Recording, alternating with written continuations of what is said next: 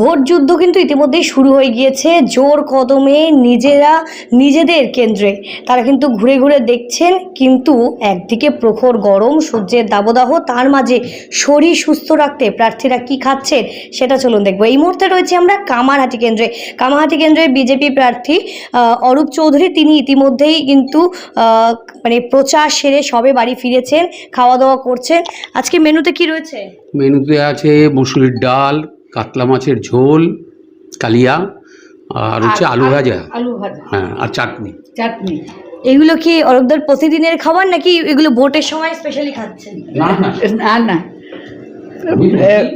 রোজই কিছু না কিছু খায়, মানে এরকম মানে এরকমই খায়। আর মাছটা বেশি ভালোবাসে। কি কি মানে কে রান্না করছে প্রতিদিন? ওই নিচে একজন আছে রাঁধুনি, ওই যে কাজের লোক আছে। শরীর সুস্থ রাখতে কি এইগুলো হালকা খেয়ে কাটানো হচ্ছে, নাকি এই না, আমি যেরকম সকালবেলায় দুটো রুটি, অল্প একটু আলু ভাজা আর একটু দই খেয়ে বেরিয়ে যাই প্রচারে। আবার বাড়িতে আসি 1:30টায়, আবার একটু স্নান করে এই খেয়ে আবার একটু কার্যকর্তাদের সঙ্গে একটু গল্প করব। তা মোটামুটি আমার হচ্ছে মাছ হচ্ছে ফেভারেট খুব, যে যে কোনো মাছে আমার কোনো ইয়ে নেই। লোটে মাছ থেকে আরম্ভ করে আরেকটা মাছ, যেসব মাছ নিয়ে যেরকম এখন শোনা যায় যে বিজেপির লোকরা মাছ, বাঙালি হচ্ছে মাছে ভাতে। আমি যে মাছ সবথেকে প্রেফার, মানে আমার ফেভারিট, সেইটা হচ্ছে শুটকি মাছ। আমি একটা কথা একটু বলি, সেটা হচ্ছে যে হ্যাঁ, মাছে ভাতে বাঙালি, এটা তো সত্যি কথা, কিন্তু বিজেপি ক্ষমতায় এলে মাছ খাওয়া বন্ধ হয়ে যাবে, মাংস খাওয়া বন্ধ হয়ে যাবে। কালকে মুখ্যমন্ত্রী প্রকাশ্য মঞ্চ থেকে বলছেন, তাহলে কি খাবে? ঘোড়ার ডিম? তাহলে কি মানে কি বলবেন? তাহলে তাহলে তো মাছ খাওয়া বন্ধ হয়ে যাবে। প্রথম আমাদের এখানে ভারতীয় জনতা পার্টির যারা আছে সবাই, আমাদের রাজ্য সভাপতি বলুন, তারপর এলওপি বলুন, যারা যারা আছে নেতৃত্ব, বা আমরা মাছ ছাড়া থাকতে পারবো? এটা হয় কখনো? এইগুলো উনি উনার মতন ব্যাখ্যা করে মাঝে মধ্যে স্টেজে। তবে হ্যাঁ, মিষ্টিটা খাই, একটু কমই পছন্দ করি। কিন্তু এই আমার খাওয়া খুব সিম্পল, কোনো ইয়ে নেই, যা দেয় তাই খাই। যে এটা ভালো হলো না, এটা ইয়ে হলো, সব কিছুই খায়। শরীর সুস্থ রাখার জন্য, হ্যাঁ, যেহেতু গরমটা পড়েছে, হ্যাঁ হ্যাঁ, সেই একদম একদম। যেরকম এটা টক ডাল, আর আমার ফেভারিট হচ্ছে গন্ধরাজ লেবু। এটা থাকতেই হবে, এটা থাকতে হবে। আচ্ছা, আরও একটা বিষয়, শরীরের ক্ষেত্রে, শরীর সুস্থ রাখতে যে রোদে বেরোনো হচ্ছে, সারাদিন ঘোরা হচ্ছে, সেক্ষেত্রে পোশাক আশাকের ক্ষেত্রে কোনো বাদ বিচার আছে? না, আমি তো পাঞ্জাবি পায়জামা পরে যখন যাই তো প্রচারে বেরোই, এইসব আমার রঙের কোনো ব্যাপার? সাদাই পরি, ম্যাক্সিমাম সাদাই আমি পছন্দ। শান্তি, আমরা সবসময় শান্তি চাই। বেশিরভাগই সাদা।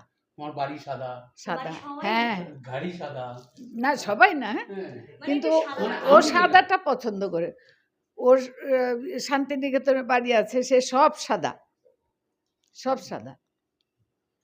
তো সেক্ষেত্রে দাঁড়িয়ে সারাদিন এই কর্মব্যস্ততা, তার মধ্যে মাঝে মাঝে কর্মীদের সাথে আলাপ আলোচনায় বসা, মাঝে মাঝে এখন জনসংযোগ আরো বেশি জোর দিচ্ছেন, এই যে এসব চলছে কি এই মুহূর্ত অব্দি? হ্যাঁ, একদমই, মানে হাসি খুশি মেজাজে, মানে এখনো কি টেনশনটা এসেছে? চোখে মুখে তো দেখা যাচ্ছে না। আমার কোনো টেনশন নেই, আমি দিব্যি আছি, আমি খুব এনজয় করি। হ্যাঁ, খুব এনজয় করি, আমার মজাই লাগে। হ্যাঁ, যেরকম যেতে যেতে রাস্তায় যদি দেখি সিপিএমের লোক, হাত নেড়ে দিলাম, তৃণমূলের লোক, হাত নেড়ে দিলাম, উল্টো দিকেও হাত নাড়ে, ওরাও হাত নাড়ে। সৌজন্যতাটা রাখতে হবে, এটা আছে। বন্ধুত্ব প্রিয় মানুষ অরূপদা, একটা বিষয় একটু জিজ্ঞেস করব। সেখানে মদন মিত্র, মানস মুখার্জি, তারা তো হেভিওয়েট প্রার্থী, সেইখানে দাঁড়িয়ে তাদের সাথে লড়াই করা, ভোটের তো সময় প্রায় এগিয়ে এলো, আর তো মাত্র কয়েকটা দিন। এই মুহূর্তে দাঁড়িয়ে কি মনে হচ্ছে রেজাল্টটা কি দাঁড়াবে? মানে এই মুহূর্তে পরীক্ষার প্রস্তুতি কীরকম? প্রথম হচ্ছে যে মানস মুখার্জি সিনিয়র লিডার, ওনাকে কামারহাটির মানুষ আগেই প্রাক্তন করেছেন, তো স্বাভাবিকভাবে। আর রইল মদন মিত্র, দুজনেরই বয়স প্রায় 72, আমি যদি ভুল না করি। কারণ মোটামুটি 72 বছর। তো তার সঙ্গে 54-55 একটা এটা তো হবেই, যে ডিফারেন্স হবেই। তো সেই ডিফারেন্সে একটা বড় ম্যাটার। আমি রোদ, আমার কোনো ক্লান্তি নেই। আমি যখন যাই প্রচারে প্রচুর রোদ থাকে, কোনো ক্লান্তি নেই। মনে হচ্ছে যে যদি আমাকে আরও 5 কিলোমিটার বলে হাঁটতে, আমি আবারও চলে যাব। কারণ মানুষ এইটা ফার্স্ট এনার্জি হচ্ছে নরেন্দ্র মোদীজি। সেকেন্ড হচ্ছে মানুষের যেভাবে গ্রহণ করছে, হ্যাঁ, তাতে আরও এনার্জি আমার বেড়ে যায়। তার মানে ভোটটা কি এবার কি তাহলে নরেন্দ্র মোদীকে দেখেই এই কামারহাটি কেন্দ্রে দেবে? একদম তাই। মোদিজি একটা কথা বলেন, সবকা সাথ সবকা বিকাশ। তো স্বাভাবিকভাবে উনি যে আমাকে মানে প্রার্থী চয়ন হয়েছে, আমি গ্রেটফুল। সবথেকে গ্রেটফুল অ্যাকচুয়ালি হচ্ছে আমার বাবা মারা বাংলাদেশ থেকে আসা, আমার জন্ম এইখানে।